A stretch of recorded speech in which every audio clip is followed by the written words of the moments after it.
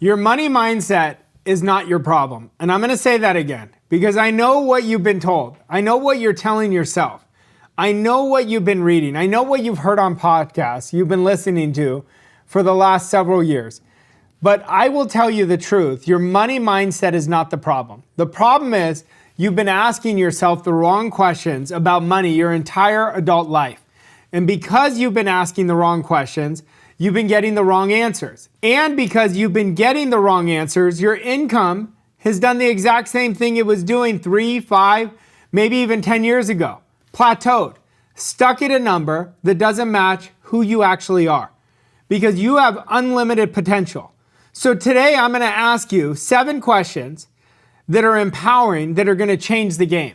These 7 questions are the questions that 97% of entrepreneurs will never answer honestly about themselves. And here's what's going to happen today. The ones you can't answer or the ones you don't want to answer are the exact reason your income has stopped climbing. Stay with me all the way through. Answer each one honestly because by the end, everything is going to change. I remember when I was first getting mentored by my mentor, Bob Proctor. He just was grinding me with the best questions. And I'm so grateful for that hour we spent together because it opened me up so much. It wasn't that he was teaching me a new marketing method or was giving me a better mindset. He was giving me the questions that activated really what were my hidden commitments that were holding me back. The questions I had never asked myself. The questions that exposed the identity that I was running under. And within 12 months, I was debt-free. I was in the best shape I'd been in years, and I earned a positive $280,000 in net. Question number 1, when money shows up unexpectedly, a check, a payment, a transfer you weren't waiting on, what is your first emotion? Be honest. Don't give me the answer you want to give me the real answer. If your first emotion is relief, you're in survival. If your first emotion is expectation, like I knew it was going to come, it was already mine, you're in a wealth identity. Relief is the signature of someone who's still checking the account balance on their bank account every time they walk out of getting a coffee. Relief means you were carrying fear right up until the money landed. You have what my mentor called a receiving problem. You'll work for money, you'll grind for money, but when it's time to receive it, something in you tightens up. A wealth identity only thinks wealthy thoughts, takes wealthy actions, and has wealthy expectations. A wealth identity expects money because they've normalized wealth. A wealthy identity has already created that image in their mind well before it showed up in their bank account. I want you to write this down. If I feel relief when money shows up, I'm living below the standard I want to live by. Because your income will never outgrow your standards. Now, before you sit with that one too long, because I know some of you just felt it, let me give you the second one. This is going to expose the ceiling most people don't know even exists within inside themselves. Question number 2. What is the number you secretly stop at and why? Every individual has a number. You might not even know it until I name it for you, but there's a revenue number where something in you quietly, unconsciously pulls the brake. For some of you, it's $200,000. For some of you, it's $500,000. For some of you, it's $50,000. And for some of you, it's over 7 figures. Now, for some of you, it was 20 years ago and you stopped at $85,000 a year and you've still been living there ever since. That number isn't a capability problem. It's not a market problem. It's your identity. Your subconscious has a setting for how much income you believe you deserve. And we will not receive anything we don't feel we deserve on a subconscious level. And I ask this to people in seminars all the time. I'll say, do you feel you deserve X amount? And you'll see the people hesitate. And I say, you don't believe it subconsciously.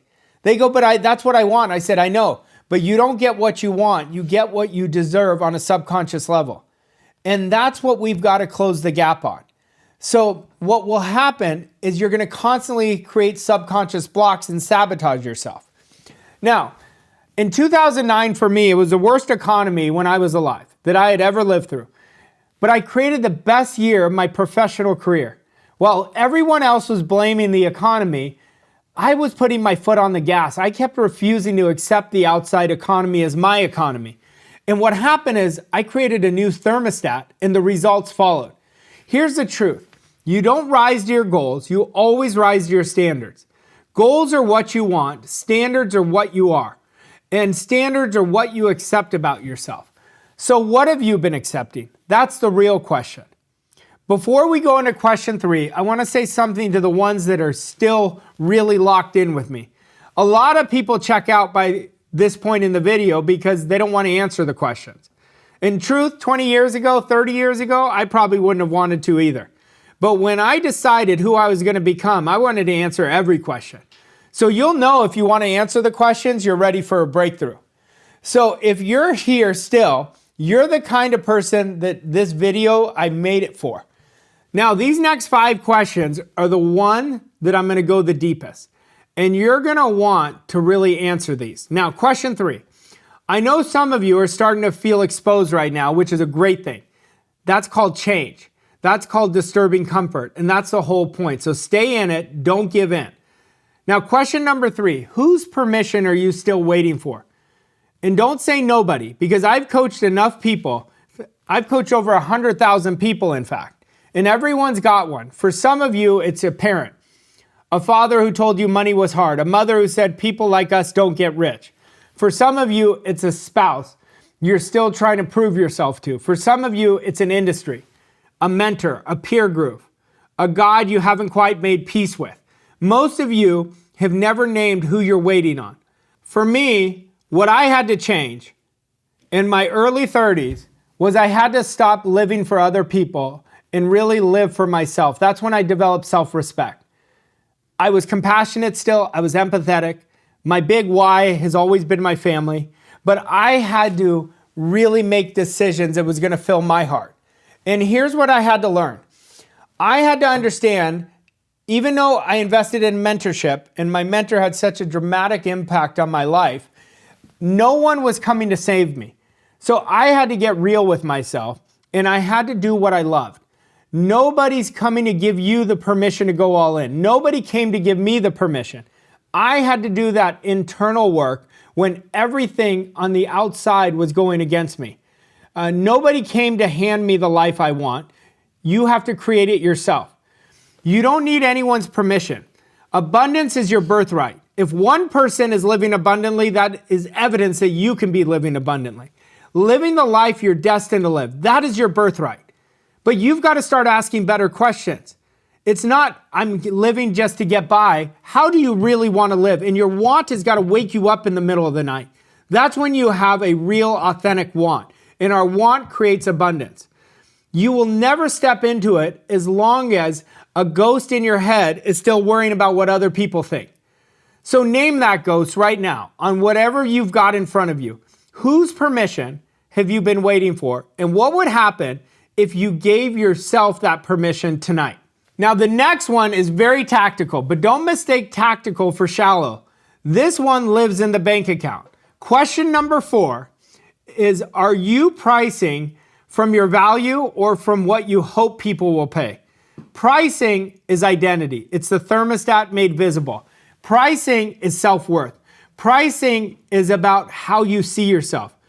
Now, pricing is the most public number your identity puts out into the world. And for most entrepreneurs, and I mean most, I mean far more than half, your pricing is not coming from who you are.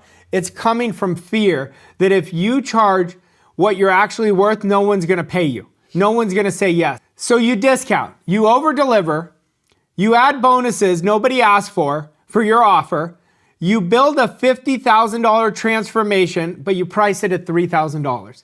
And then you wonder why the people buying didn't show up. Going cheap is unbelievably expensive. The premium client is repelled by the cheap option. The premium client is buying your certainty. Your price signals whether you believe in your own value. Now here's the test. Go look at what you're charging right now. And if you added a 0, if you literally put a 0 at the end of the number, would you be embarrassed or would you be aligned? If you'd be embarrassed, you're pricing from survival identity. If you'd be aligned, and most of you are aligned, you just haven't given yourself permission, your pricing from a wealth identity. Your price is your identity speaking out loud. Now here it is, the one most people will never answer. This is the one I want you to sit with the longest. Question number 5. If your revenue, your income tripled tomorrow, who would that make you? Don't describe the money. Don't describe the house or the car or the vacation. I don't care about the external payoff right now. I'm asking you about the person.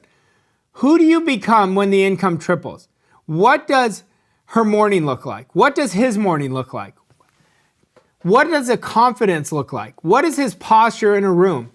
What standards are non-negotiable now that weren't before? What does that version of you say no to that you still say yes to? If you can't describe that person in vivid, specific detail, then you're not that person, because you can't arrive somewhere you can't see. This is the question underneath every question. Who do I need to become to build the life I actually want? Now, what a great question. And here's the move. Here's what changed everything for me. You don't wait until the results show up to become that person. You become that person now and the results chase you. You think from the end, not to the end. You act like the person who already made the jump. You hold the standards of the person on the other side of the goal, because creation is already finished the moment you decide. And that decision is who I'm going to be. And you are convicted in that decision. Your vision is already real in the unseen. I want you to be more committed to the unseen than the seen. The seen is just based on the past. The unseen is based on the questions we're answering today. You've just got to let it catch up to you. So describe that person, not just in your head, on paper, tonight before you go to bed. Now, 2 more. These 2 together will tell you everything you need to know. Question number 6. What do you do the day after your biggest wins? Because wins are easy to celebrate, losses are easy to analyze, but what you do the day after a big win, that's the thermostat showing itself in broad daylight. Me personally, I have a 24-hour rule. I celebrate for 24 hours, then it's keep working on the next. Because our soul is always for expansion and growth. So we don't want to drink our own Kool-Aid. We want to keep working, because nothing fails like success. Do you show up the next morning and execute the same way, or do you unconsciously take the foot off the gas? Do you reward yourself with 3 days of drift, or do you get into conflict with your spouse? Do you skip the workout? Do you wake up at 7:30 instead of 5 a.m.? That's the subconscious way of cooling you back down to the old thermostat. A wealthy identity celebrates the win and executes harder. They're never satisfied. They're grateful, but their personal growth is so sacred because the win was on the path, not the destination. Or survival identity treats every win like a plateau. Like now it's time to rest. I want you to look at the week after your last best month. Honestly, what did you actually do? That tells you what your thermostat is set to. Now, question 7. The deepest one. Stay with me. What do you secretly believe wealthy people had to do that you're not willing to do? Be honest with yourself. Because somewhere inside you is a belief about what it takes to be rich. And for most of you, it's something like, I had to sell out. I had to grind. I had to sacrifice my family life. I had to be ruthless. They had to get lucky. They had to be born into it. They had to step on people. Every single one of those is a story you're telling yourself to protect you from becoming wealthy. Because your subconscious cannot be ruthless and be a good father. It cannot sell out and be a woman of faith. So if you believe wealth requires those things, you will unconsciously, automatically, every single time, sabotage yourself back to the number where your self-concept stays comfortable. Money is always a mirror. It reflects what you believe about yourself, about others, about what you're willing to do. Wealth doesn't require any of those things. Wealth requires you to solve real problems for real people at a level that's worthy of compensation. It's about making yourself more valuable. That's it. Everything else is a story. Find the story, name it, kill it. Those are the 7. Now, let me tell you what just happened. Over the last 20 minutes or so, I didn't give you a strategy. I didn't give you a funnel. I didn't hand you a new offer, a new sales script. I gave you a mirror. And the person looking back at you, the honest version, the one that came up in the answers, is the exact reason your income is where it is today. Not the economy, not your circumstances, not your team, not your boss, not your age, the person looking back. This is the invisible ceiling. This is what 97% of entrepreneurs will never see. They'll spend another decade chasing tactics, chasing gurus, chasing programs, and the ceiling will never move. Because the ceiling isn't in the market, the ceiling is in the identity.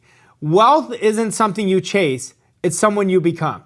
I'm going to say it again, and I want you to brain tattoo it. Wealth isn't something you chase, it's someone you become. Here's what I want you to do right now before you close this video. Scroll back in your head through the 7 questions.